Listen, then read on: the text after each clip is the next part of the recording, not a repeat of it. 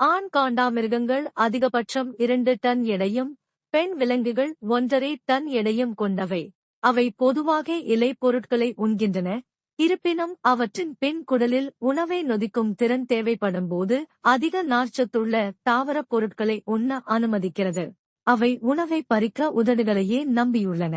காண்டாமிருகங்கள் அவற்றின் கொம்புகளுக்காக வேட்டைக்காரர்களால் கொல்லப்படுகின்றன. அவை அதிக விலைக்கு கருப்பு சந்தையில் வாங்கப்பட்டு விற்கப்படுகின்றன. இதனால் பெரும்பாலான உயிருள்ள காண்டாமிருக இனங்கள் அழிந்து வரும் நிலையில் உள்ளன. காண்டாமிருக கொம்புக்கான சமகால சந்தை சீனா மற்றும் வியட்நாம் ஆகியவற்றால் பெருமளவில் இயக்கப்படுகிறது.